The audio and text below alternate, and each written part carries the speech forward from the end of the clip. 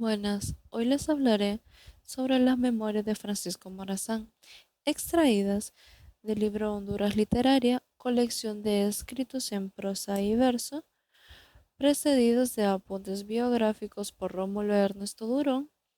publicados en el año de 1897. Don José Francisco Morazán Quesada nació en Tegucigalpa el 3 de octubre de 1792. Fueron sus padres don Eusebio Morazán y doña Guadalupe Quesada. Fue el último presidente de la República Federal de Centroamérica, siendo el jefe de Estado de Honduras, Guatemala, El Salvador y Costa Rica. Su nombre está fuertemente relacionado con el ideal unionista centroamericano, por lo que es considerado uno de los personajes más importantes en la historia de América Central. Memorias del general Morazán, escritas en David, Nueva Granada, en 1841. Para describir la vida de los hombres públicos que han figurado en tiempos pacíficos bajo un gobierno constitucional, basta conocer los hechos y las leyes, y ser exacto e imparcial en las observaciones. Para conocer la de los que han figurado en tiempos de revolución y anarquía, cuando no ha existido más ley que la salvación de la patria, no es suficiente hallarse impuesto de los sucesos, conocer sus causas ostensibles y pesar en las circunstancias que influyeran en ellas. Es también necesario buscar el verdadero espíritu que los ha dictado, en los secretos del corazón humano, sin dejarse seducir por los que, aparentando imparcialidad, se constituyen en intérpretes de éste con la mira de satisfacer sus bajas y mezquinas pasiones. Una misma acción puede ser o aconsejada por el interés común o sugerida por una atroz venganza, y merecer en aquel caso la aprobación pública, o ser en este reputada por un delito imperdonable. La muerte de César habría sido un crimen a los ojos de los romanos si éstos no hubiesen conocido los motivos que obligaron a Bruto a ejecutarla, y no se atribuyera hoy al gobierno inglés el deseo de abreviar los días de la vida de Napoleón, si hubiera justificado las causas que lo obligaron a colocarle bajo la mortífera atmósfera de la isla de Santa Elena. No es menos cierto que el espíritu de partido ha podido engañar muchas veces al escritor imparcial y transmitir por este artificioso medio a la posteridad como verdades históricas lo que solo era obra de la venganza y de la adulación. Pero esta falta no pertenece exclusivamente a los que nos han dado a conocer lo que ha ocurrido en el antiguo mundo. Lo es también de los que se dedican a instruir a las generaciones venideras de lo que pasa en el nuevo, en donde han adquirido numerosos estímulos las pasiones por el abuso que se hace de la imprenta. No se crea por esto que yo desee que se limite por una censura previa. Cualquiera que se establezca para destruir un vicio que es inherente a la libertad de publicar los pensamientos, llevaría consigo el germen que también destruyese esa saludable institución, que si ha sido el mejor sostén de los gobiernos monárquicos moderados, es, sin disputa, el alma de las instituciones democráticas. Sí, varias veces se ha abusado de ella contra mí para insultarme, y protesto a los centroamericanos a quienes me dirijo que lejos de disputar a mis enemigos la posesión de este miserable recurso, procuraré no traspasar los límites de la moderación y del decoro. No escribo para exaltar pasiones, y menos para revelar faltas y decir injurias a los que me han calumniado en sus memorias impresas en las ciudades de Jalapa y México. Solo tomo la pluma para vindicarme. Solo este sentimiento ha podido vencer la resistencia que siempre he tenido para hablar a la nación, aún en favor de mi propia causa, porque ni nunca me he considerado con la disposición que se requiere en aquel caso, ni con la humildad que se necesita en este para mendigar un defensor, pues siempre he creído que el que no aspira a engañar debe presentarse al pueblo con sus propios colores. En los 8 años que serví la primera magistratura, muchos de mis enemigos obtuvieron destinos públicos, sin detenerse a examinar la legalidad de mi elección, ni los motivos que me conservaron en el poder, y a otros que me prodigaban injurias. Siempre les acredité con mi silencio, que no deseaba hacer uso para desmentirlos de las ventajas que me daba mi posición. Más cuando observé que en las gracias algunos de mis amigos me juzgaban, me decidí a escribir mi vida pública, no pudiendo fiar a la memoria todos los acontecimientos ocurridos en una revolución de 14 años, pedí los documentos necesarios a Centroamérica. Pero entre tanto estos llegan, el tiempo pasa. Mis enemigos dan una siniestra interpretación a mi silencio, arrojan sobre mí nuevas calumnias, y no se halla al alcance de todos mi conducta pública que los desmienta. Es por esto que me veo obligado ahora a hablar siquiera de una manera sucinta de los principales acontecimientos ocurridos en la Revolución de 1828, que han sido maliciosamente desfigurados por unos o censurados injustamente por otros. Procuraré apoyarlos en documentos dignos de toda fe y en testigos que a la calidad de intachables por el buen crédito que merecen, reúnan la particular circunstancia de contarse ellos en el número de mis enemigos. La relación íntima que tienen algunos de los hechos que voy ahora a referir, acaecidos antes de la guerra de 1828, con la materia de que me ocupo, no me permite pasar a aquellos en silencio. La elección de presidente de la República, hecha por el Congreso en el ciudadano Manuel José Arce, contrariando el voto de los pueblos que dieron su sufragio al ciudadano José del Valle, fue, en mi concepto, el origen de las desgracias de aquella época. Dos partidos concurrieron a ella. En el uno se hallaban los más ardientes defensores de la independencia y los mejores amigos de la libertad. Estos le dieron sus votos para que sostuviese la Constitución Federal, que era obra suya. Se encontraban en el otro los enemigos de esta Constitución, los amigos de la dependencia española y los que unieron la República al Imperio Mexicano. Estos le dieron sus sufragios con la esperanza de que cooperase a la variación del sistema. Ambos bandos tenían motivos de confianza en su candidato. Aquel citaba en su apoyo la conducta que el ciudadano Manuel José Arce había observado en favor de la independencia. Este tenía por garantías la opinión que el mismo Arce manifestó desde México al padre obispo Delgado, con respecto al sistema que convenía a Centroamérica y la que conservó siempre contra el federalismo, que no daban a la verdad mejores seguridades de un buen modo de proceder en el gobierno.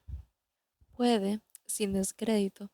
un ciudadano sacrificar sus opiniones particulares al cumplimiento de sus deberes como hombre público. Esto es posible,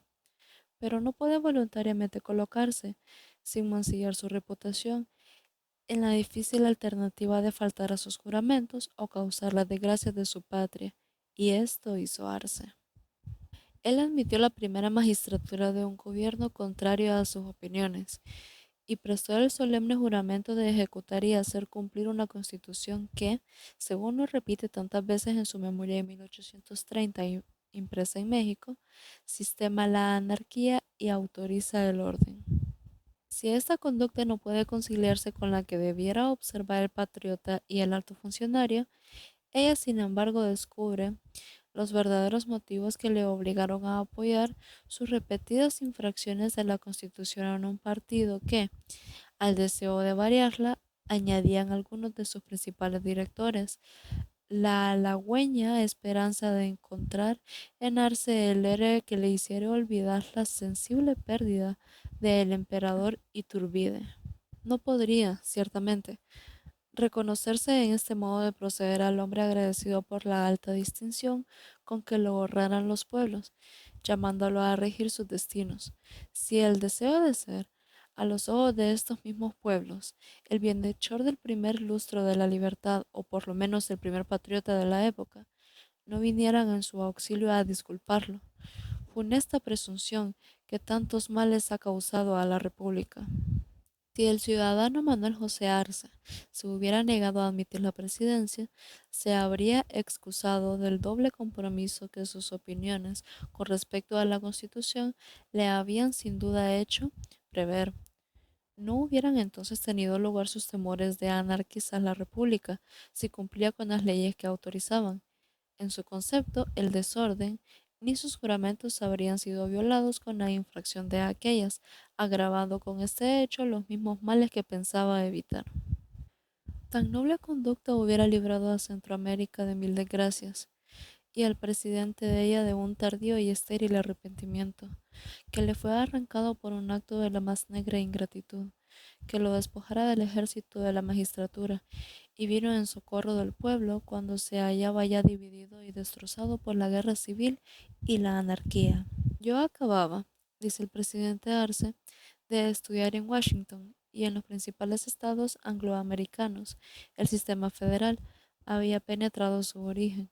había pulsado sus enlaces. Me enteré de sus ventajas y me hice cargo de sus defectos. Y todo esto, es necesario decirlo, se obró en pocos días y sin el menor conocimiento del idioma inglés. No podía decir más el sabio e infatigable Mr. Alejo Tocqueville, a quien debemos su preciosa obra titulada De la democracia en la América del Norte. Desgraciados centroamericanos, vuestros males se pueden lamentar, pero consolaos con este estéril sentimiento, porque no es posible, en conciencia, hacer responsable de ellos a su autor. Si todas las opiniones que he referido son bastantes a hacer conocer la suerte que esperaba a Centroamérica, yo no las presento al público, sino como las precursoras de grandes hechos, que hablan al corazón imparcial un idioma tanto más convincente cuanto que está fundado en las mismas leyes, argumentos y raciocinios aducidos por el presidente Arce en su propia defensa. Dos partidos se presentaban a este y a sus amigos en opinión para variar las leyes, objeto único de sus miras, de sus faltas, de su descrédito y de su desgracia, o el que se emplea regularmente en las repúblicas con el fin de obtener el triunfo en las elecciones, y de consiguiente el influjo que se desea en las cámaras para reformar o variar la Constitución, o el de la fuerza. Aunque el primero era más sencillo y el único legal, exigía mucho tiempo su ejecución y además carecía de trofeos y de gloria. Si podía haber alguna en persuadir, sería a los ojos del presidente Arce, tan oscurecida por las intrigas que se suelen emplear en semejantes casos, como el color de los vestidos diplomáticos de las personas que debieran ejecutarlo. No siendo este recurso acomodado al genio del presidente y menos a sus intereses, eligió el segundo partido. Dos motivos le obligaron a obrar de esta manera: seguir las huellas de los héroes conquistadores para poder adquirir esa gloria guerrera, tanto más noble cuanto son grandes los obstáculos que vence y los peligros que corre el jefe militar que la obtiene a la cabeza de sus soldados vencedores, fue sin duda el objeto del primero. Afirmar para lo futuro en los hombros de estos mismos soldados la silla del poder en que no se creía bien seguro por la inconstancia de los diplomáticos que lo colocaron en ella, era la mira del otro. Esta inconstancia que comenzaba ya a experimentar le fue muy pronto funesta por la vez primera en el cuartel general de Jalpatagua. Ahí lograron don Antonio Aycinena y don Manuel Domínguez introducirse, digámoslo así, disfrazados con las insignias militares que arrancaron al mérito del soldado y obtener un triunfo con el auxilio de la táctica diplomática, que tuvo por trofeos la deposición del comandante Perk y el despojo de todo el influjo que tenía el presidente Arce en el ejército. El escandaloso suceso ocasionado porque unos pocos empleados del gobierno del estado de Guatemala no concurrieran en un mismo edificio con el presidente de la República a la función cívica del 15 de septiembre de 1826, que en otras circunstancias solo hubiera comunicado al pincel algunos personajes en actitudes propias a una caricatura, produjo entonces malísimos resultados. Todos los elementos de discordia que se habían ya acumulado por los que apetecían un cambio se agitaron de tal modo que ocasionaron muy pronto la completa desorganización del Estado de Guatemala, que, abandonado y sin defensa, quedó en manos del presidente de la República. Él, que por un abuso escandaloso de su autoridad, también redujo a prisión a su primer jefe, ciudadano Juan Barrundia, y desarmó las milicias del mismo estado. Este desenlace se dice en la memoria de Jalapa escrita contra mí por don Manuel Montúfar, jefe de Estado Mayor del expresidente Arce, cuya opinión es irrecusable. Hizo ridículo todo lo que antes había parecido un golpe maestro de aquellos que afirman el orden. Todos los que se habían comprometido comenzaron a temer y a desconfiar en lo sucesivo. El presidente publicó pocos días después una exposición documentada de los motivos que impulsaron al arresto de Barrundia. Todas eran conjeturas, razones de congruencia y documentos diversos, débiles unos, ridículos otros, y todos capaces de persuadir en lo privado que existía una conspiración, pero no para convencer en juicio. Semejante suceso, que, por las circunstancias de que fue acompañado, pareció a algunos un ensayo de las armas de poder, y que, en realidad, fue el resultado de una combinación que prepara, como se vio después, igual suerte a todos los jefes de los demás estados que no supieran defenderse, inspiró en estos una fundada y justa desconfianza. Aunque se quiso disculpar el hecho, asegurando que aquel funcionario había provocado con su conducta al jefe de la nación y obligado a éste a hacer uso de la facultad que le concede el artículo 175 de la Constitución, que nada previene para un caso tan singular. La conducta observada por el vicejefe Flores, que el mismo presidente colocó en el gobierno por la confianza que le inspiraba, les acreditó que éste solo buscaba en las autoridades de los estados agentes sumisos y prontos a ejecutar sus voluntades. Pero Flores se portó con una dignidad y firmeza que no se esperaba, resistiéndose a cumplir la orden de desarmar al capitán Cerda y negándose a admitir la fuerza federal que le ofrecía el presidente, la que con pretexto de hacer respetar la autoridad del Estado y conservar el orden en los pueblos, debía completar la sumisión de estos y la humillación de aquel funcionario. Conducta tanto más honrosa y meritoria cuanto que ella produjo la catástrofe que le aguardaba en la misma iglesia de Quetzaltenango, en donde, puesto en manos de un feroz populacho, instigado por las funestas ideas que le inculcaron sus sacerdotes, pereció al pie de las imágenes de los santos, a la vista de sus inicuos jueces y en presencia de la Eucaristía, que éstos exhibieran para acreditar sin duda que muchos de los que se llamaban religiosos, entre otros, no creen en el Dios de los verdaderos cristianos. Y de este modo, los empolvados altares del fanatismo, que estaban ya olvidados en el presente siglo, fueron de nuevo levantados por sus dignos ministros y enrojecidos con la sangre inocente del desgraciado vicejefe Cirilo Flores. Para que no se crea que exagero, hablando de la sumisión que el presidente exigía de los jefes de los estados, copiaré lo que dice aquel funcionario en la página 42 de sus memorias. Sin pérdida de instante se puso en el conocimiento del vicejefe, ciudadano Cirilo Flores, el arresto del jefe Barrundia, previniéndole que tomase el mando del Estado, en razón de ser el llamado por la ley a ejercerlo en casos semejantes, franqueándole al propio tiempo la tropa veterana para que la emplease en la conservación del orden y en el servicio de su persona y de la asamblea. También se le previno que mandara a desarmar al capitán mayor Cayetano Cerda, que permanecía en el departamento de Chiquimula, alborotando los pueblos y perturbando la tranquilidad con la tropa con la que atacó a Espínola. Flores se encargó de la jefatura, pero se negó a obedecer al gobierno en todo lo demás y particularmente en el punto tan esencial de desarmar a Cerda. En la foja siguiente se expresa en estos términos: como en tiempos de revolución todo es delirio, no ha faltado entre nosotros quien se atreva a proferir la blasfemia política de que los jefes de los estados no son súbditos del presidente de la República,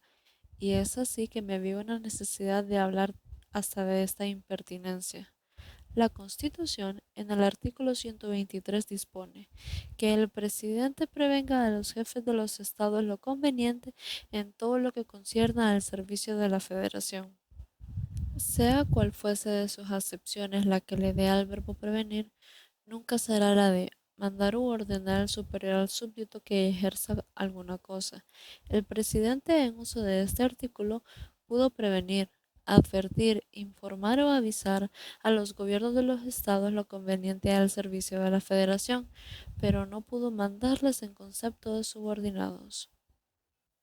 Si el artículo en cuestión exigiese de los jefes de los estados la absoluta subordinación al presidente de la República, que deben los súbditos a su superior, no merecía ciertamente el nombre de federal la Constitución de Centroamérica, y si el presidente Arce hubiera conocido mejor nuestro sistema y su propio idioma, habría cometido una falta menos en su conducta administrativa y quitado a la venganza de los partidarios un motivo más para llevar la guerra en su nombre a todos los estados de la Unión. Cada uno de los estados que componen la federación es libre e independiente en su gobierno y administración interior, y les corresponde todo el poder que por la Constitución no estuviese conferido a las autoridades federales. A la vista de este artículo, ¿cómo habrá podido sostener el presidente Arce semejantes pretensiones? ¿Y cómo, sin pasar por la humillación de que una autoridad extraña se ingiriese a título de superior en el régimen interno del Estado, podía el vicejefe Flores, por las órdenes de aquel, tomar posesión del gobierno, desarmar al capitán Cerda y, lo que es aún más desagradable,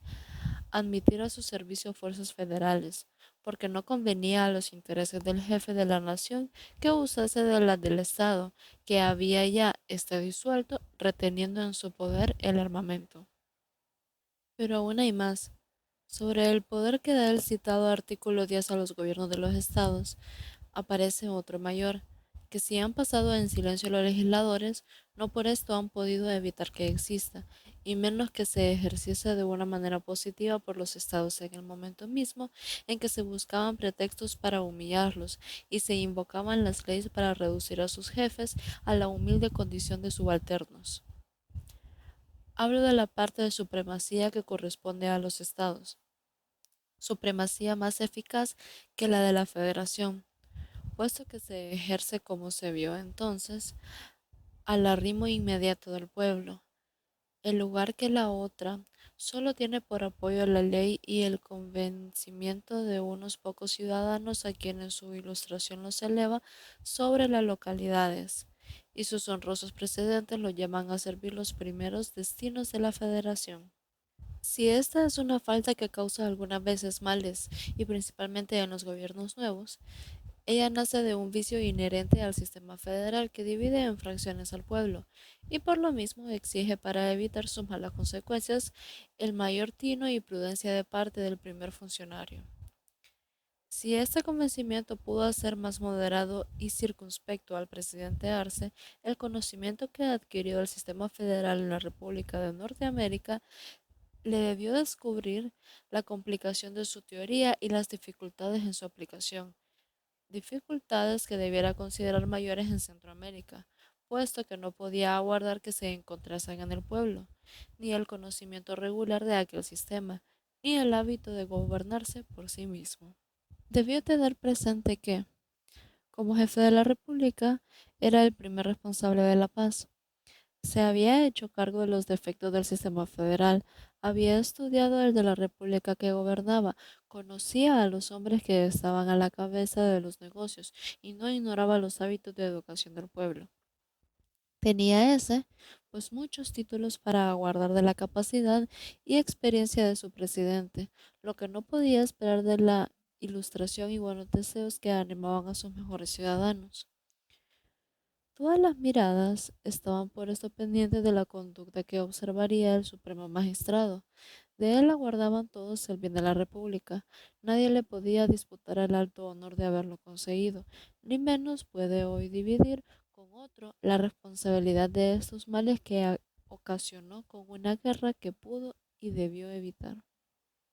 No teniendo ya nada que temer el presidente Arce en el estado de Guatemala, en donde, por consecuencia de los hechos que acabo de referir, las autoridades legítimas habían ya desaparecido, mandó a hacer nuevas elecciones que, por el influjo de las bayonetas, recayeron en aquellos hombres más notables de su partido. Reorganizado de este modo el Estado de Guatemala, dirigió el presidente sus miradas a los de Nicaragua y Honduras. En el primero, por una anomalía propia de la revolución, se encontraban a un mismo tiempo gobernando el jefe Cerda y el vicejefe Argüello, y eran ambos obedecidos por sus respectivos partidos. Como el de Argüello pertenecía a los liberales y las opiniones de este funcionario eran contrarias a las del presidente de la República,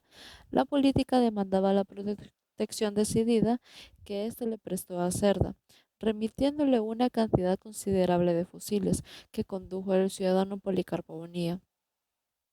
Este auxilio llamó la atención a Argüello y no pudo proteger a Honduras, en donde buscaba motivos el presidente para desorganizarlo. A este fin mantenía correspondencia los más desacreditados enemigos del jefe de aquel estado, ciudadano Dionisio Herrera, y daba otros pasos que, si eran menos deshonrosos, no parecían propios del que aparentaba un profundo respeto a las leyes, sino del que buscaba el triunfo sin escrupulizar los medios de conseguirlo. El teniente coronel de la Federación, Ignacio Córdoba, que por licencia del Supremo Poder Ejecutivo servía a la comandancia local de la ciudad de Tegucigalpa, con nombramiento del mismo jefe Herrera,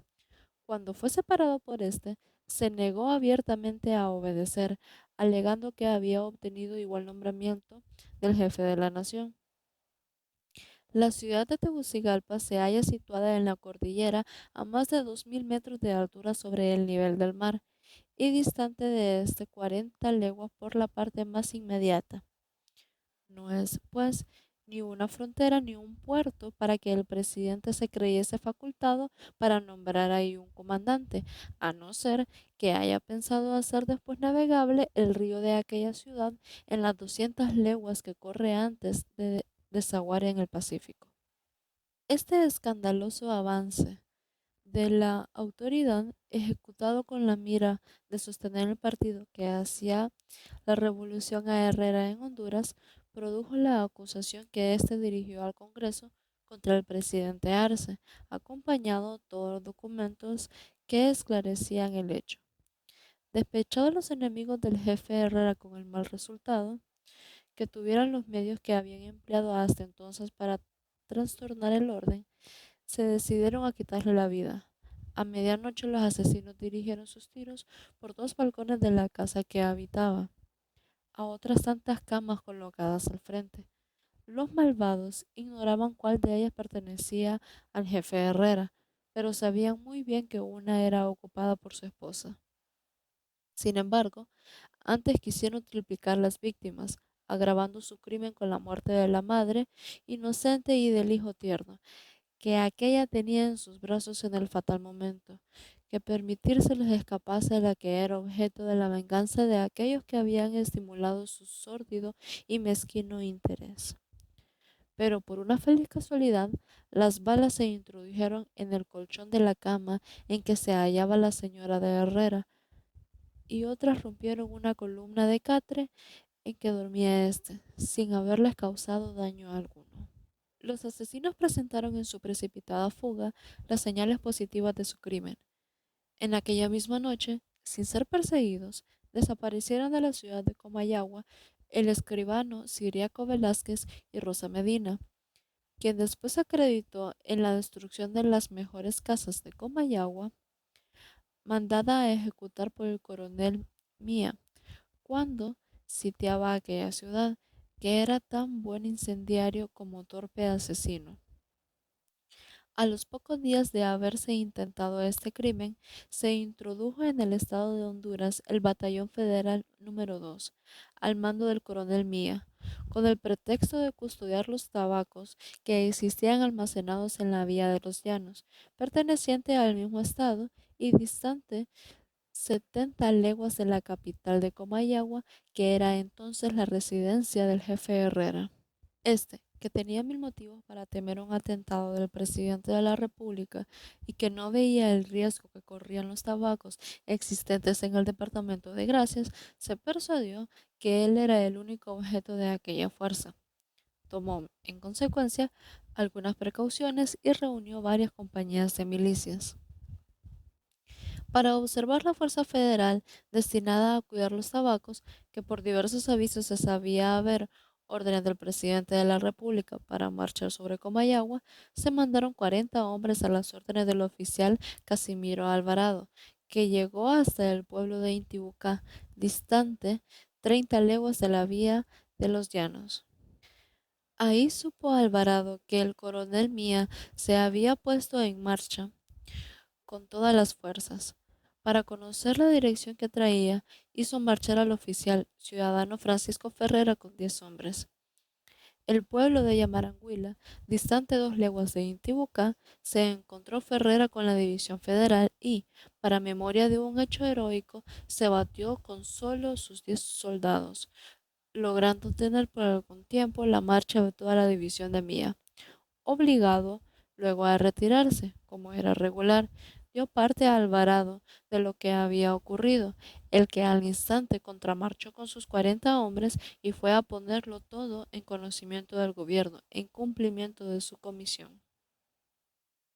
Para justificar la marcha del coronel Mía sobre Comayagua, dice el presidente Arce en sus memorias que fue ocasionado por el acto hostil que recibió este jefe en Yamaranguila de parte de las milicias del Estado. Pero si se observa que Herrera tenía 600 hombres y que podía disponer de todos para dirigirlos sobre Mía, porque no había otro enemigo en el estado que le llamase la atención,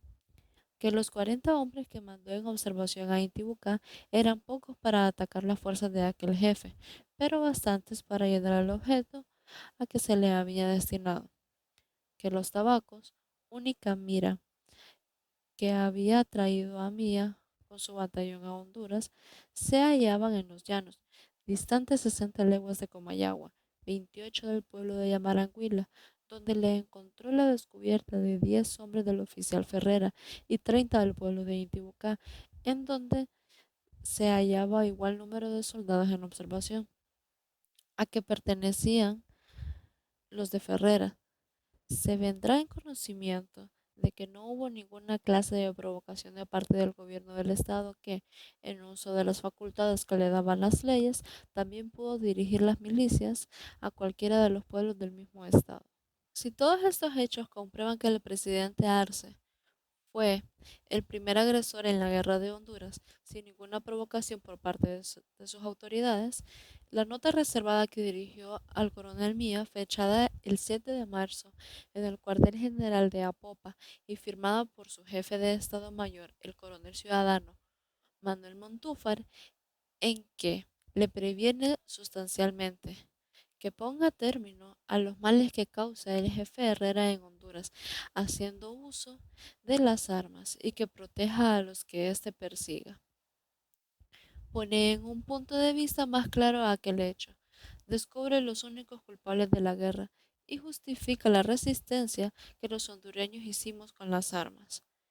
Después de publicado este documento, creo que el ciudadano coronel Manuel Montúfar no podrá desmentir, como lo hizo en sus memorias de Jalapa, el hecho a que se refiere, ni el ciudadano Manuel José Arce se resistirá a confesar, como se ve en sus memorias de México, la responsabilidad que tiene por los males que ocasionara a Honduras. Tampoco se atreverá a negarlo el coronel Mía, que no querrá pasar por un militar desobediente, y lo que es peor, por un hijo ingrato que llevó injustamente la guerra a su patria para castigar agravios que no había recibido de sus conciudadanos, y en recompensa de los votos que éstos le dieran para vicejefe de aquel estado. Mía, sin encontrar en el camino ninguna resistencia, llegó a la ciudad de Comayagua el 4 de abril y estableció su cuartel general en la iglesia de San Sebastián. Unas trincheras mal construidas y un jefe militar traidor eran dos obstáculos de fácil acceso para los sitiadores. Si la vigilancia de los soldados patriotas no hubiera hecho imponentes por largo tiempo las maquinaciones de la intriga, así como los diversos ataques que se dieran a la plaza, estos no tuvieron otro resultado que el saqueo de toda la ciudad que se hallaba fuera de trincheras y el inútil incendio de sus mejores edificios, con que se vengara la cobardía ofendida de la tenaz resistencia que le opusiera el valor de un puñado de soldados hondureños y leoneses. En tanto que tenían lugar estos sucesos, la fuerza enemiga se aumentaba en razón que se disminuía la de la plaza. Los víveres faltaban ya en esta, y muchas veces era mayor la sangre que se derramaba que el agua que se tomaba en el río defendido por los contrarios. La esperanza de un pronto auxilio hacía, sin embargo, sufrir estos males con resignación, pero ésta desapareció muy luego. Cuando se supo en la plaza que la tropa auxiliar se había disuelto en la hacienda de la Maradiaga, después de haber rechazado la división que la atacara al mando del teniente coronel Hernández, el desaliento se apoderó del ánimo de los cobardes. La perfidia del comandante tuvo en ellos un apoyo y la plaza se rindió el 9 de mayo de 1828 por una capitulación en que todo lo sacrificaba el traidor por la conservación de su empleo, al jefe que no había podido lograr ninguna ventaja sobre los sitiados. Y, para que nada faltase a este documento vergonzoso, la firmeza con que había el jefe Herrera rechazado las proposiciones de rendirse que se le hicieran, fue castigada dejándolo a merced del vencedor como prisionero de guerra. El presidente de la República, que pocos meses antes, queriendo acreditar su respeto a la ley, puso al jefe de Estado de Guatemala en el término de 3 días a disposición de la Asamblea que debiera juzgarlo, hizo conducir a Herrera preso a la capital de la República, 160 leguas distante de la ciudad de Comayagua, a donde debiera reunirse la legislatura para conocer de su causa. Si aquel magistrado hubiera tenido esta vez el deseo de ser un religioso observante de la Constitución, pero se olvidó entonces de ella por no convenir a sus dobles miras de humillar al jefe Herrera, dándole por prisión en mucho tiempo la misma casa que él habitaba, y de acreditar a sus contrarios el desprecio que hacía de las leyes. Cuando un funcionario público trata de encubrir con las formas judiciales la satisfacción de sus personales agravios, aún existe la esperanza de que vuelva al sendero de la ley, pero cuando el descaro se asocia a la venganza, la esperanza desaparece, porque entonces el espíritu de Sila obra la voluntad del gobernante. Aun cuando el presidente Arce no hubiera expresado sus opiniones contra esta misma ley de posesionarse del Ejecutivo Federal, ni se apoyara después en el partido que apetecía un cambio de gobierno, eran muy repetidas las infracciones para que no fuesen voluntarias y vitales los golpes que dirigiera al sistema, para que no volviesen la dañada intención de destruirlo. Él supo anular la resistencia que le opusiera el Senado, influyendo para que 2 senadores amigos suyos se negasen a concurrir a las sesiones para que se disolviese el cuerpo por falta de número. Él logró que varios diputados, también amigos suyos, no concurriesen a las sesiones extraordinarias del Congreso, en donde debía exigírsele la responsabilidad con arreglo a la ley por no haber acreditado en las sesiones ordinarias la justa inversión de los caudales públicos, entre otros motivos no menos poderosos. Él, en tanto que anulaba de este modo la representación nacional, se erigía en juez de los que tenían derecho para juzgarlo,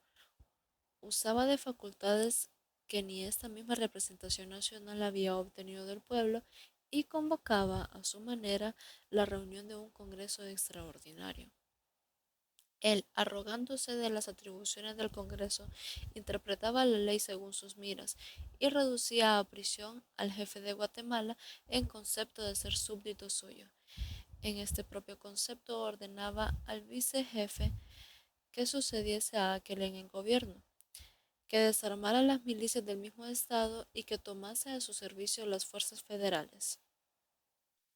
Él nombraba comandantes locales en el centro de los estados como lo hizo en la ciudad de Tegucigalpa. Él daba órdenes al coronel Mía para que hiciese la guerra al jefe de estado de Honduras. Él, en fin, jugaba de este modo con las leyes y se burlaba del pueblo que le confiara su ejecución. Al recordar la conducta que observó el presidente Arce en el gobierno, no ha cabido en mí el mezquino deseo de herir su amor propio, ni la ignoble mira que dirigiera su pluma al escribir las memorias que publicó en México. La mía tiene un objeto más honroso y justo: acreditar con todos estos hechos que fue legal la resistencia que opusieron los gobiernos de los estados al presidente de la República y necesaria la guerra que llevaron los pueblos a la capital de la misma República. Esto es lo único que me he propuesto probar y creo haberlo conseguido.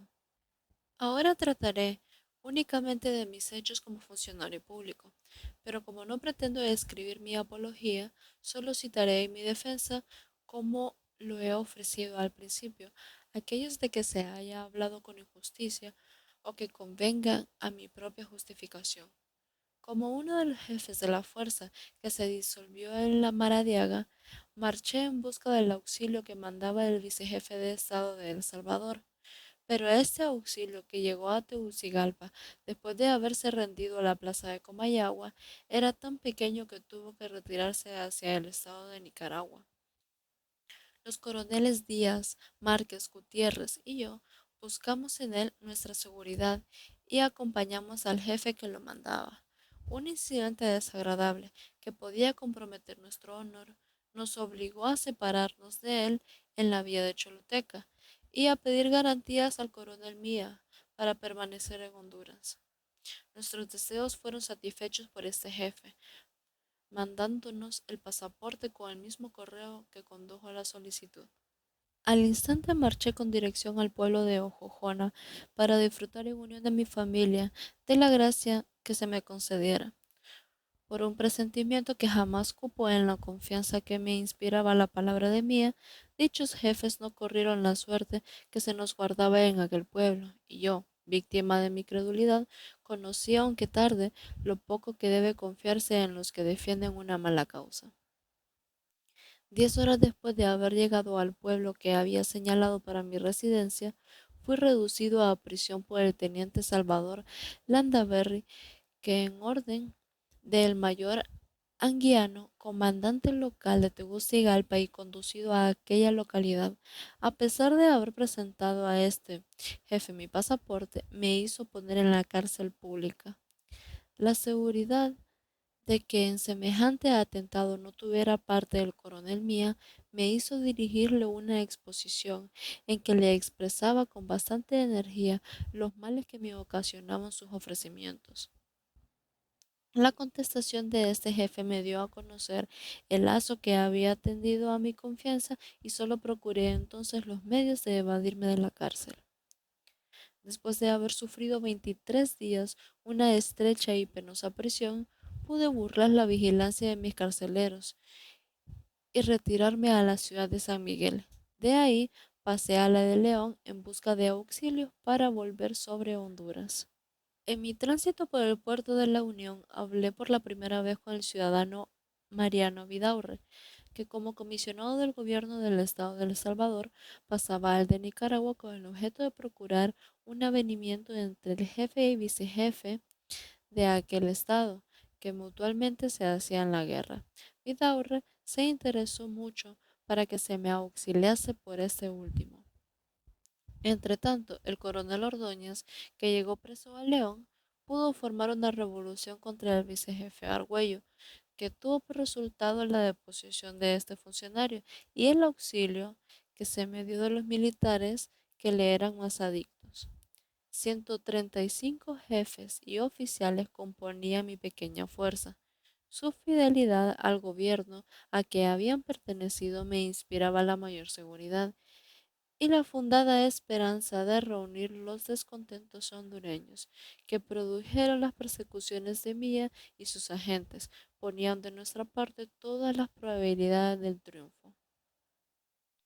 En la vía de Choluteca, con el auxilio que mandó al gobierno de El Salvador, pude organizar una considerable división y en el campo de la Trinidad acreditar a los hondureños que era llegada la hora de romper sus cadenas. Mía fue ahí completamente batido, dejando en nuestro poder los elementos de guerra que había acumulado y la correspondencia oficial de que ya he hecho mérito. La vanguardia sola consiguió este triunfo, en el que se distinguieron los coroneles Pacheco, Valladares y Díaz. A los de igual clase, Márquez, que había quedado malo en Pespire Gutiérrez,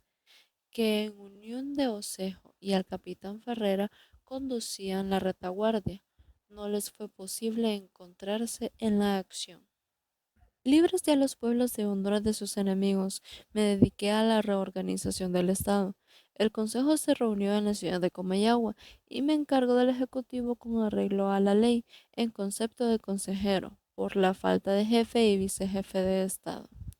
Luego que el presidente de la República tuvo conocimiento de estos sucesos, hizo marchar al coronel Domínguez sobre Honduras. Yo tuve entonces que separarme del gobierno para tomar el mando de la fuerza y establecí mi cuartel general en el pueblo de Texihuat. Domínguez hizo una ligera incursión por los pueblos de la costa y regresó a San Miguel sin haberse atrevido a atacarme. Por este tiempo, el general Merino, después de haber estado al servicio del gobierno de El Salvador, se embarcó en Acajutla para retirarse a Guayaquil, de donde era natural. Habiendo tocado el buque que lo conducía en el puerto de la Unión, fue capturado a bordo por el coronel Domínguez, que ocupaba el departamento de San Miguel con fuerzas federales sin respetar la bandera chilena, ni atender a los reclamos que le hiciera el capitán. A Merino no debía tratársele como prisionero de guerra, porque no se le tomaba con las armas en la mano. No era ya un soldado, porque se había separado del teatro de la guerra. No podía considerársele como enemigo, porque no tenía la intención de ofender, puesto que se retiraba a su patria, ni siquiera pisaba ya el territorio de la República y se hallaba bajo la protección de una nación amiga. No había, pues, ni un pretexto para reducirlo a prisión, y menos para fusilarlo pocos días después en la ciudad de San Miguel, faltando al derecho sagrado de la guerra y a los principios establecidos aún en los pueblos menos civilizados. Este asesinato sin ninguna mira política, esta víctima sacrificada a la venganza ajena, cerró todos los medios de conciliación entre Domínguez y yo, rompiendo la correspondencia que habíamos establecido con este objeto. Presagio la suerte que correríamos los que fuésemos prisioneros de semejantes enemigos, y acabó de uniformar la opinión pública. En pocos días conseguí organizar una fuerza compuesta de hondureños y nicaragüenses, que aunque muy inferior en número a la de Domínguez, se componía en su mayor parte de soldados voluntarios y decididos a morir en defensa de su patria, pero carecía de recursos pecuniarios.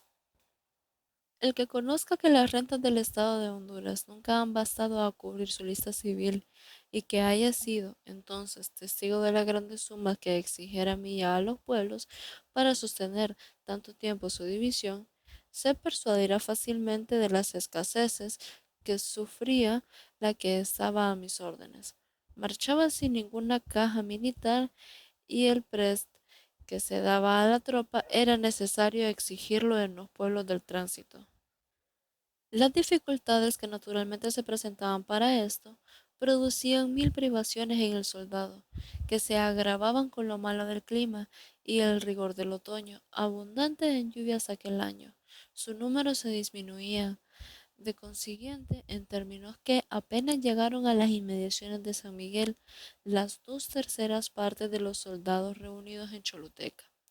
en tanto que el coronel Domínguez abundaba en recursos y tenía a sus órdenes una numerosa tropa veterana que había triunfado varias veces de sus enemigos.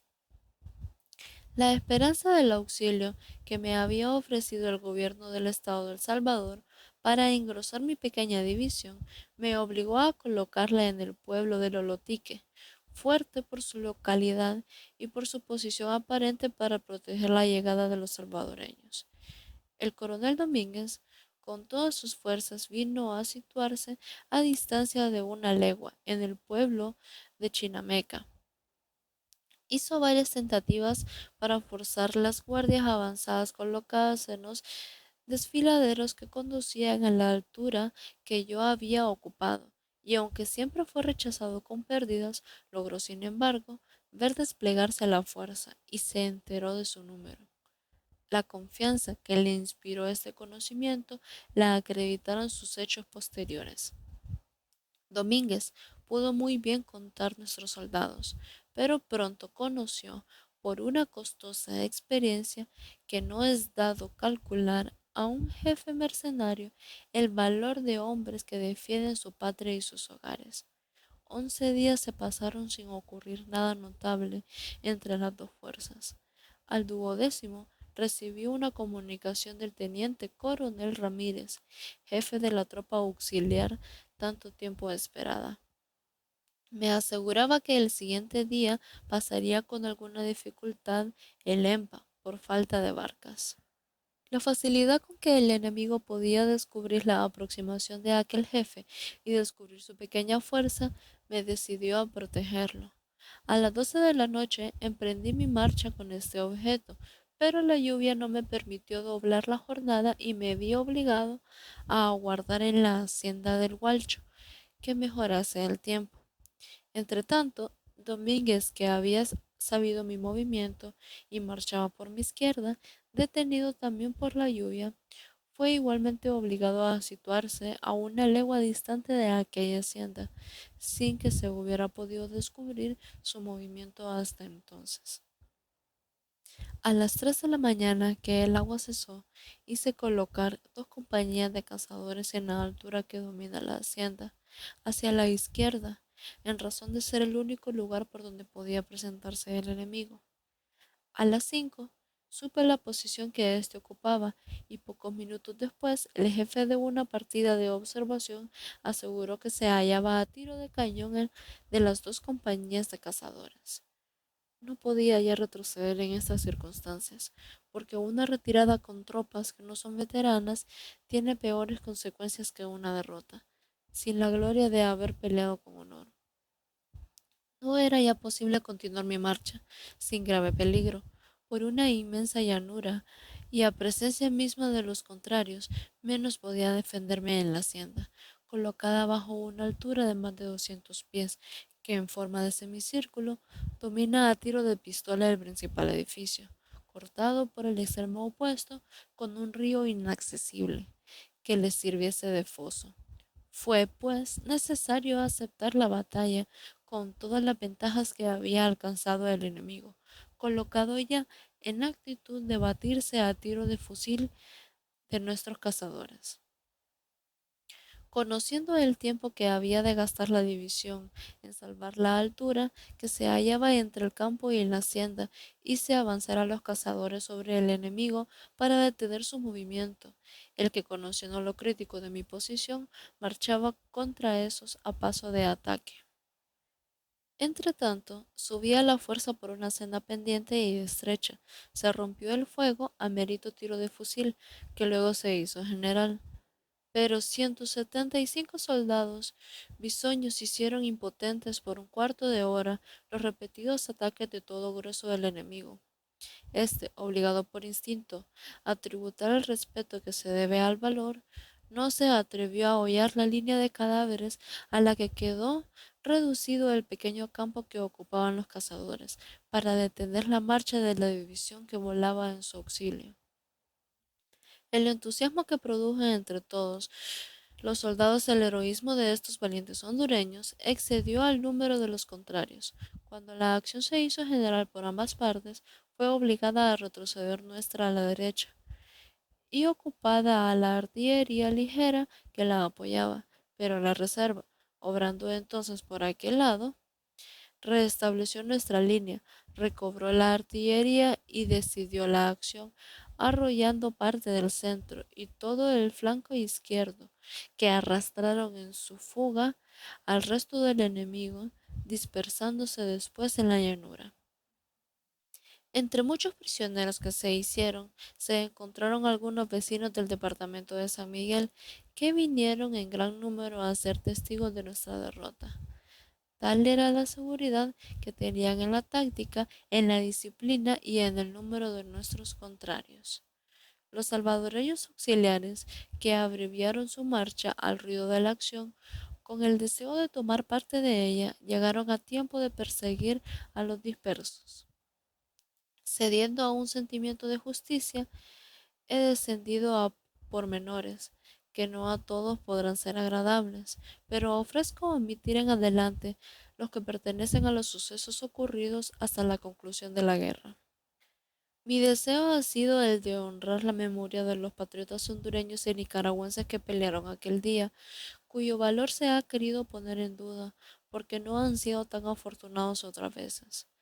Es de fijar los hechos que tuvieron lugar en aquella jornada, desfigurados después por la malicia o la ignorancia. Es el de dar a conocer la importancia que merece este hecho de armas. Si él fue en sí bien pequeño, produjo sin embargo los mejores resultados, porque economizó la sangre que inútilmente se derramara por tanto tiempo en las trincheras de El Salvador, facilitando la rendición de mexicanos y abrevió el desenlace de la revolución en 1828.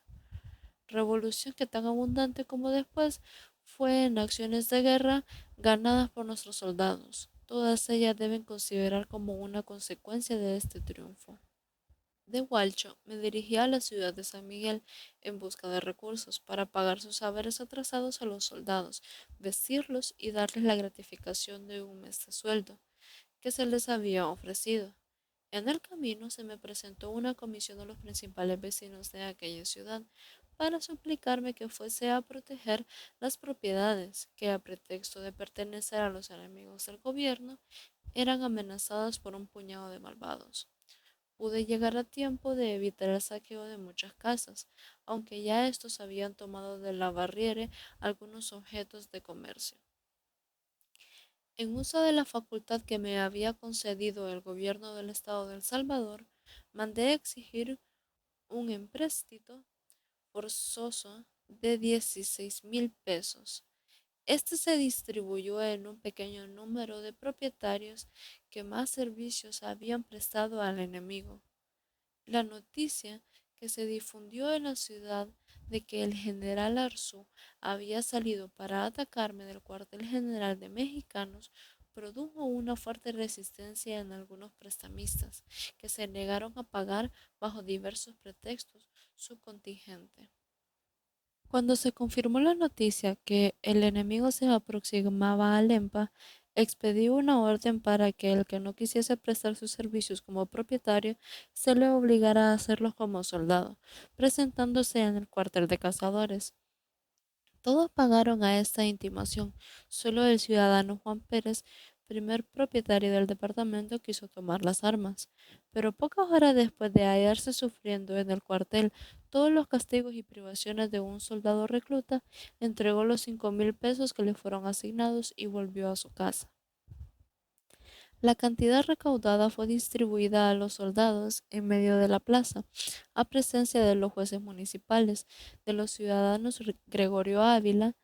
que contribuyó con el género suficiente para 2,000 vestuarios, Pedro Gotay y otros muchos de los principales de aquella ciudad que aún existen hoy en ella para comprobar esta verdad. Como este fue el último empréstito y el único de alguna consideración que yo asigné hasta la conclusión de la guerra, y como algunos han exagerado su valor y tratado de tiránicas las medidas que se tomaron para realizarlo, no me ha sido posible pasar en silencio estos pormenores. Si hubo alguna severidad contra Pérez, fue provocada por su misma resistencia. Lo exigía. Además, el orden público, amenazado por los soldados leonenses, cansados ya de sufrir escaseces y de esperar el día que éstas cesasen tantas veces promedio, y lo demandaba imperiosamente la necesidad de marchar a disputar el paso de Lempa al enemigo. El único atentado que yo supiese y pudiese remediar fue cometido por el capitán Cervantes, que arrancara del cuello a una señora prestamista su cadena de oro, y por el cual fue sentenciado a la pena de muerte y fusilado en la plaza del Salvador. Los soldados iconenses, que no pertenecían a ningún gobierno y que voluntariamente se habían puesto a mis órdenes, expresaron de diversos modos sus deseos de regresar a Nicaragua. Al coronel Valladares, que se propuso evitarlo, lo amenazaron haciendo uso de sus armas, y yo solo pude lograr que 60 soldados continuasen en el servicio. Entretanto, el general Arzú llegó a Lempa con una fuerte división. Al momento, marché a evitarle paso de este río, y lo habría conseguido si el teniente coronel José del Rosario López Plata no hubiera descuidado el punto por donde logró aquel desembarcar. Disminuida mi fuerza por la defección de los leonenses, tuve que retirarme a Honduras para organizarla. El enemigo, que marchaba a mi retaguardia, llegó hasta la ciudad de Nacaome, y no atreviéndose a perseguirme por el camino de la sierra que ya había fortificado, regresó a San Miguel. En pocos días pude aumentar la división en la ciudad de Tegucigalpa y volví con ella sobre la misma ciudad de San Miguel. El general Arzú ocupaba entonces dicha ciudad, que por una marcha forzada amenacé a atacar. Como aquel no quería comprometer una acción, se retiró por la vía de Usulután para atravesar después el llano de la Pava y tomar el camino del departamento de Gracias con el objeto de pasar a Guatemala. Yo, que calculaba esa retirada, me coloqué por un movimiento de flanco en aquel llano, al tiempo mismo que la vanguardia enemiga tomaba posición en la margen izquierda de un arroyo profundo. Era sumir a disputarnos este paso, para poder evitar la ocupación de la hacienda de San Antonio, en la que comienza a elevarse la sierra por donde había pensado retirarse, pero fue arrollada y arrojada hacia el llano, en donde estaba formada su retaguardia, dejando en nuestro poder un cañón. La hacienda fue enseguida ocupada por nosotros, y los contrarios pasaron la noche deliberando. Al amanecer, se me aseguró que deseaban capitular. Al efecto, hablé con el teniente coronel C. Antonio Aycinena, que había sucedido en el mando al general Arzú. Me ofreció a aquel jefe entregar las armas y quedar prisionero con sus principales soldados, pero no a disposición del gobierno del estado de El Salvador. La capitulación que redacté fue firmada inmediatamente, y con sorpresa vieron los enemigos que cuando ellos habían convenido ya en ser mis prisioneros de guerra, se les dejaba en libertad para volver a Guatemala, suministrándoles además el dinero necesario para el prest del soldado y concediéndoles por una gracia todo lo que solicitaron. Aunque nunca me arrepentí de haber observado esta conducta, pocos días después tuve el disgusto de saber que el enemigo saqueaba los pueblos del tránsito y había cometido un asesinato en pago de la generosidad con que se le trató, violando así la capitulación que se acababa de firmar, en la que se había consignado un artículo a la seguridad de estos mismos pueblos. Un jefe militar del estado de El Salvador, que con 2 compañías ocupaba Ocotepeque, por donde aquellos debieran pasar, recibió de los pueblos iguales quejas y redujo a algunos oficiales a prisión, por orden de su gobierno, a quien yo había dado conocimiento de aquellos hechos. Aunque siempre he creído que el jefe Aycinena no los mandó a ejecutar, él es, sin embargo, único responsable de ellos, por haber abandonado la tropa a su propia suerte. forzando sus marchas para llegar pronto a Guatemala con todos sus jefes y oficiales allegados. La fortuna, que jamás protege a los que huyen de los peligros de la guerra para poder disfrutar de las ventajas del triunfo, castigó a los que sitiaban la plaza del Salvador, haciéndoles, por una capitulación, prisioneros de los sitiados y premiando de este modo el valor con que éstos defendieron por tanto tiempo su patria y sus hogares. Este desenlace se debió a la constancia con que el pueblo salvadoreño y sin armas y sin jefes sostuvo el sitio por largo tiempo, al patriotismo y generosidad de las mujeres del pueblo, que alentaban al soldado con su valor y lo alimentaban con el trabajo de sus manos, a la firmeza con que el gobierno se negó siempre a admitir las proposiciones desventajosas que le hiciera enemigo para rendirse, y al general Juan Prema, que disciplinó algunas compañías y colocándose con ellas a la retaguardia del enemigo, le interceptaba los convoyes y aprisionaba las reclutas que venían de Guatemala, batía las fuerzas que salían del cuartel general de los sitiadores en busca de víveres y alentando con todos estos hechos al pueblo, hizo a los soldados concebir esperanzas de un próximo triunfo y creer al coronel Montúfar, jefe del ejército sitiador, que se hallaba sitiado, cuando dijo en uno de sus escritos que no puede sostenerse por mucho tiempo plaza, que no es ocurrida y menos cuando la atacan enemigos muchos y porfiados. De la hacienda de San Antonio me dirigí a la ciudad de El Salvador. Pasé enseguida a la villa de Ahuachapán para organizar ahí el ejército que debía marchar sobre el estado de Guatemala. Pocos días después de haber llegado a aquella vía, recibió el jefe político del departamento, C. Juan Manuel Rodríguez, orden del ministerio para hacer salir del estado al presidente Arce, que despojado ya del gobierno, existía en la ciudad de Santa Ana, porque su permanencia en ella era perjudicial al orden público. Una persona afecta al presidente Arce me suplicó evitase a este jefe el disgusto de ser conducido hasta el río de Paz por una partidal de soldados que tenía ya preparada el jefe político. No quise perder la ocasión de acreditar a Arce que había olvidado ya la memoria que hizo de mí en la lista que dirigió al coronel Mía, para que en unión de otros me remitiese preso a Guatemala a pesar del salvoconducto que me dio este jefe. Con aquel objeto mandé al coronel Gutiérrez que comunicase al presidente la orden del gobierno y le expresase mis deseos de evitarle el compromiso en que podía colocarlo su permanencia por más tiempo en Santa Ana. Pero este hecho lo tuvo Arce por un agravio, según se expresa en sus memorias, aunque yo lo consideraba como un servicio, puesto que le suplicaba lo que podía mandarle con el mismo derecho, que él quiso que se me condujese preso a Guatemala, con el mismo derecho, digo, porque el uso de la fuerza para obrar contra mí, no estando autorizado por la ley, y yo podía haber usado también de esta fuerza en justa represalia cuando me tocaba mi vez. Luego de que el ejército recibió alguna disciplina, marché sobre la ciudad de Guatemala y di orden al general Prem, que obraba ya en el departamento de Chiquimula con una división,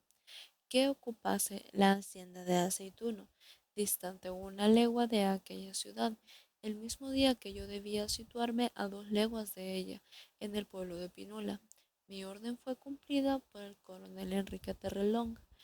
que había sucedido en el mando a aquel jefe, que permanecía enfermo en Chiquimula. En la hacienda de Corral de Piedra se nos unió un escuadrón de patriotas antigüeños al mando del general Isidoro Saget, que fue de mucha utilidad en la campaña. En Pinula supe que la fuerza del Estado se había concentrado en toda la ciudad. Para evitar la introducción de víveres y agua en la plaza, mandé situar una división en el pueblo de Mixco, al mando del coronel Cerda, con orden de fortificarse inmediatamente. Pero ese jefe, a quien solo conocía por la buena recomendación que de él se me había hecho, se confió en un valor de que carecía. Ni quiso fortificarse, ni tuvo la presencia de ánimo y arrojo que se necesita para defender un puesto que es sorprendido por el enemigo. Cerda acreditó con esta derrota su ineptitud y cobardía y el enemigo su crueldad con el asesinato de los vencidos. En lugar de marchar inmediatamente sobre el cuartel general de Pinula, aprovechándose de mi permanencia en la antigua Guatemala, a donde había ido con el fin de organizar un gobierno provisional, volvió a entrarse a sus trincheras y yo regresé a Pinula. Al día siguiente, concentré todas las fuerzas en este pueblo y marché con ellas a la antigua Guatemala para reponer las bajas y pedir recursos al nuevo gobierno. El general Nicolás Raúl, antiguo veterano del ejército de Napoleón, que hoy ocupa un lugar distinguido en el ejército francés, entró al servicio en el concepto de jefe de Estado Mayor. A la experiencia y conocimientos militares de este jefe, el más instruido que ha venido a Centroamérica, de los que siempre he hecho uso en lo que ha estado a mi alcance, debo en gran parte no haber sido nunca sorprendido, ni sufrido jamás una derrota, en 13 años de guerra casi continua provocada por los desafectos a la República. El enemigo, envalentonado con el triunfo de Mixco, salió segunda vez de sus trincheras para atacarme en aquella ciudad. Yo marché inmediatamente a su encuentro, pero las noticias de los espías me persuadieron de que no lo encontraría en el camino que yo llevaba. Me regresé, por esto, a la ciudad, dejando a las órdenes del coronel Terrelong un batallón y un escuadrón para que explorase el campo. En San Miguelito, una legua distante de la ciudad, se encontró este jefe con el enemigo y se batió con tal ardor que la infantería que había sido rodeada por aquel y se defendía a la bayoneta de tal mando se confundió con los contrarios, que se le consideraba ya muerta o prisionera. En este momento, usando de su arrojo acostumbrado, el teniente coronel Corso, comandante del escuadrón, cargó con 40 dragones sobre el enemigo, con tan buen éxito que llegó a tiempo de salvar nuestra infantería, que todavía peleaba sin quererse rendir. Aquel retorcido asombrado y con una segunda carga completó su derrota. Cuando recibí el parte de que el coronel Terrelón se hallaba al frente del enemigo, marché con el resto del ejército. Las descargas seguidas que se oían en el camino me acreditaban que aquel jefe se había comprometido en una acción con tan poca tropa, pero todos mis esfuerzos por tener parte en ella fueron inútiles. Solo llegué al campo de batalla para premiar el valor, socorrer a los heridos y proteger a los prisioneros. Perseguí los restos del enemigo hasta Zumpango y pasé el día siguiente al pueblo de Mixco, en donde permanecí algún tiempo. Ahí se me manifestaron por medio del ciudadano J. Antonio Alvarado los deseos que tenía de mediar en nuestras desvanecidas el ministro de los Países Bajos y de tener a este fin una conferencia conmigo. Esta tuvo lugar a los pocos días en la hacienda de Castañaza, aunque sin ningún resultado por entonces. De Mixco marché a situarme a la hacienda de Aceituno antes de llegar a la de las Charcas, que se me aseguró que el enemigo se aproximaba a la misma hacienda. Cuando llegué a ella, observé que venía en marcha a distancia de un cuarto de legua. Entonces conocí que quería aprovechar para atacarme el momento en que se había disminuido el ejército con la marcha de la primera división sobre el departamento de los Altos, al mando del teniente coronel Onama, con el objetivo de perseguir una fuerza enemiga que obraba sobre aquellos pueblos a las órdenes del coronel Irizarry. Al momento, formé la fuerza para aguardar al enemigo, que, en triple número se presentaba en la llanura. Todo el valle se veía cubierto de caballería, que se aumentaba a la vista con una multitud de espectadores. Esta caballería se formó fuera de los tiros de nuestra artillería ligera. El de fusil no alcanzaba al grueso de la infantería, solo una parte de esta. En número de 500 soldados se aproximó, formada en batalla a menor distancia, y rompió el fuego al mismo tiempo que las guerrillas de cazadores que hizo desplegar. Los nuestros lo contestaron a pie firme. Cansado de aguardar a que se aproximase el resto de la infantería y toda la caballería enemiga, que continuaba guardando la distancia en que se había colocado al principio, hice marchar 2 compañías de cazadores por el flanco derecho y tirar algunas bombas. Estas causaron mucho estrago en la caballería y a las primeras descargas que aquellas hicieran, avanzando siempre sobre el enemigo que peleaba. Este huyó y el resto siguió su ejemplo sin haber hecho un solo tiro. La caballería lo imitó, volviendo caras, y la nuestra, aunque en pequeño número, cargó sobre esta confusa masa de hombres que huían sin motivo, haciendo un terrible estrago en todo el valle y centenares de prisioneros. Lo que no lo fueron, entraron en la plaza en gran desorden, y no hice un esfuerzo para ocuparla aquel día, por guardar que se me incorporase la división que obraba en los altos.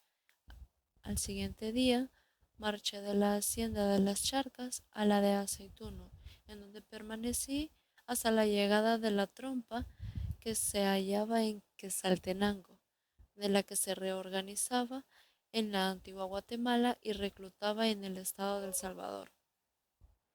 Pocos días después me dio parte el coronel Jonama de haberse echado del pueblo del barrio sobre los enemigos y entregándole prisioneros a los principales jefes.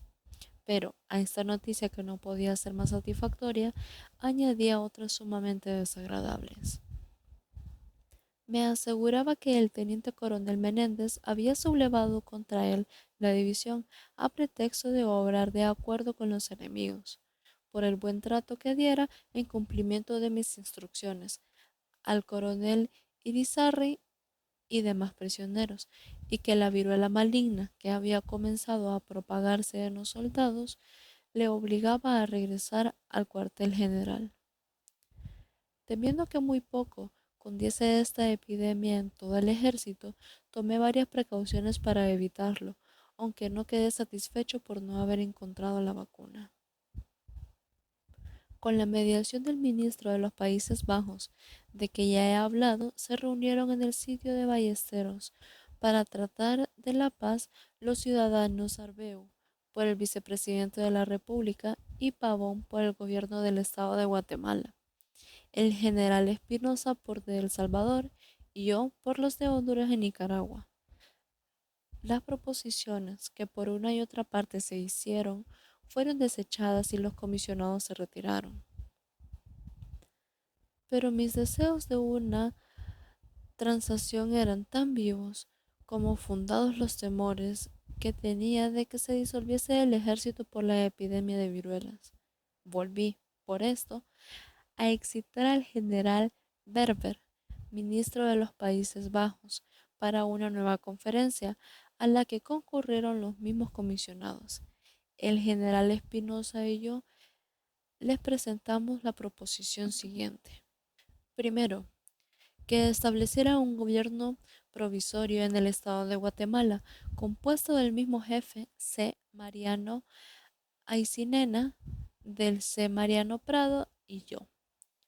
Segundo, que los dos ejércitos debían reducirse al número de 1000 hombres y componerse en iguales partes de salvadoreños y guatemaltecos. Tercero, que el gobierno provisorio debía instalarse en Pinula y entrar después a Guatemala con aquella fuerza, destinada a dar respetabilidad al mismo gobierno y a mantener el orden del Estado. Cuarto, un olvido general por lo pasado. Tan satisfecho estaba yo de que sería admitida, sin discutirse, esta proposición, porque conocía la debilidad a que se hallaba reducida la plaza, cómo grande fue mi admiración al verla desechada. Si el enemigo ignoraba la causa de tanta generosidad, sabía muy bien que no era acreedor a ella por su conducta observada con los gobiernos y pueblos de El Salvador y Honduras, en circunstancias menos difíciles para estos. Sabía, además, que ni su posición actual, la más desventajosa en que pudo colocarse, ni sus futuras esperanzas, puesto que no aguardaban ningún auxilio, ni la moral de su tropa, conocida ya en la acción de las charcas, pudieron hacerle esperar un mejor desenlace. Pero todavía parece más ventajosa esta proposición si se compara con las que hicieron a los salvadoreños para que rindiesen la plaza, tan fuerte entonces que, lejos de alcanzar la menor ventaja, concluyeron los sitiadores por rendirse a los sitiados. Y siempre merecerá el nombre de generosa porque se hizo en la seguridad de que la plaza de Guatemala se rendiría con poca resistencia, como sucedió 10 días después, que fue entregada bajo las condiciones que le impusiera el vencedor. La plaza fue ocupada el siguiente día de la capitulación y yo me alojé en la casa de gobierno. Pasados algunos minutos, se me presentó el ministro de Relaciones del Gobierno Federal y me entregó una nota del vicepresidente de la República, C. Mariano Baltranena, en la que me preguntaba si debería continuar en el ejercicio del Poder Ejecutivo. Los que recuerden que el vicepresidente, apoyado en el Ejército de Estado de Guatemala, había usurpado el mando del presidente de la República, burlándose de los repetidos reclamos que éste le hizo para obtenerlo,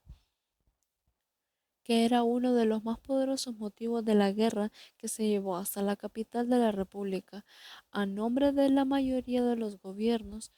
de los estados que componen la Federación. Se persuadirán fácilmente de que mi contestación fue la negativa. En el mismo día mandé reducir a prisión al presidente y vicepresidente de la República, a los ministros de Hacienda y Relaciones y al jefe de Estado de Guatemala. Esta medida, ejecutada en cumplimiento de las órdenes que había recibido de los gobiernos de los estados, estaba en consonancia con mi opinión de reducir el número de los presos al menor posible, y tenía también por objeto poner en absoluta incapacidad de obrar a los principales jefes que habían llevado la guerra a los estados. Cuando se exigió, en cumplimiento de la capitulación, la entrega de todos los objetos de guerra, apareció menos una cantidad considerable de fusiles. La reclamé por medio del señor Manuel Pavón, demostrándole aquella falta con el estado del armamento entregado y el que se encontró en la comandancia de los enemigos, hecho 3 días antes de haberse rendido la plaza. Pavón me dio una contestación evasiva, y yo solo le aseguré que si la capitalización no se cumplía por parte de ellos, no me consideraba en la obligación de respetarla por la mía. Aunque hasta entonces no creía que se obrase de mala fe, vino luego a sacarme de mi error la orden del día mismo en que se ocupó la plaza, autorizada por el secretario del Gobierno del Estado de Guatemala en concepto de jefe de Estado Mayor. En ella se permitía salir a los soldados de la plaza, contrariando el artículo cuarto de la capitulación, en el que se ofrecía que continuarían en sus cuarteles, para que de este modo pudiese tener el efecto el artículo 5 de la misma capitulación. Muchos de los soldados que salieron en virtud de aquella orden llevaron sus fusiles, y los excesos que cometieron en algunos pueblos inmediatos, tal vez exagerados por lo que querían acreditarse con los vencedores, produjo temores de una reacción en el ánimo de los cobardes y dio un nuevo, fundado motivo para creer lo poco que respetaban los vencidos sus compromisos. No habiendo tenido mis reclamos de que se observase la capitulación ningún resultado favorable, expedí un decreto en el que manifestaba los motivos que tenía para no cumplirla por mi parte. El señor Arce ha querido inculparme por este hecho en sus memorias. En ellas pretende demostrar con los mismos estados que yo cito el no haber habido ninguna falta de parte de los vencidos. Si en dichos dos estados aparece un número de armamento casi igual, es porque en el uno se comprendieron las armas inútiles que había en el almacén, en tanto que el otro solo figuraban los fusiles útiles que se hallaban en manos del ejército enemigo. Varias pruebas podía aducir para poner en un punto de vista más claro el hecho a que me refiero, si el tiempo que todo lo descubre no hubiera venido a justificar la conducta que observé en aquella vez, presentando como una prueba irrefragable el armamento que de las bóvedas de la Catedral de Guatemala sacó carrera a la vista de todos, el mismo que, en el año de 1829, fue el objeto de mis reclamos y la causa por que se anuló la capitulación. Mis hechos posteriores acreditan que no tuve otras miras. Por el artículo sexto de dicha capitulación se garantiza la vida y propiedad de todos los individuos que existían dentro de la plaza. Esta era la única seguridad que se les daba. A nadie se castigó con la pena de muerte, ni se le exigió por mi parte ninguna clase de contribución. La capitulación fue religiosamente cumplida, aún después de haberse derogado. La obligación cedió entonces su lugar a la generosidad y no tuvo de qué arrepentirse. Y no se diga de que faltaba sangre que vengar, agravios que castigar y reparaciones que exigir. Entre otras muchas víctimas sacrificadas, los generales Pearson y Merino fusilados, el uno sin ninguna forma judicial y arrancado el otro de un buque extranjero para asesinarlo en la ciudad de San Miguel, pedían entonces venganza, así como los incendios y saqueos de los pueblos de El Salvador y Honduras demandaban una justa reparación. Si el gobierno de Guatemala señaló para sostener el ejército contribuciones forzosas a los propietarios que pertenecían al partido vencido, además de que estaba en sus facultades esta medida, la necesidad de pagar sus haberes al soldado vencedor lo exigía y la política demandaba no sacar estos fondos de los que nos habían prestado buenos servicios. Además, la capitulación celebrada en uso de las facultades de que me daban las leyes militares no podía comprometer del mismo modo al gobierno del Estado de Guatemala que si me hubiese ajustado el tratado propuesto en Ballesteros en cumplimiento de las instrucciones que se me habían conferido al efecto. A pesar de que en mi opinión el número de los presos debía ser el menor posible, como lo había acreditado, reduciéndolo a 5 individuos de los más notables, la de los pueblos, así como la de los gobiernos de los estados y la del ejército, era enteramente contraria. El gobierno del estado de El Salvador, por medio de sus comisionados, ciudadanos José María Silva y Nicolás Espinosa, y el de Honduras y Nicaragua, por las exposiciones que se publicaron entonces por la prensa, pedían el castigo de todos los culpables, y yo, que no desconocía la justicia de estos reclamos y que debía cumplir las órdenes de los jefes que habían depositado en mí su confianza, me vi obligado a reducirlos a prisión. Pocos días después se comenzó a difundir en la ciudad la noticia de que se intentaba. Hasta aquí se encuentran estas memorias, tanto en el propio manuscrito del benemérito general Morazán como en las copias que hemos adquirido para proceder a la edición. Fundadas sospechas nos hacen creer que la segunda época de la vida de aquel valiente e ilustre soldado,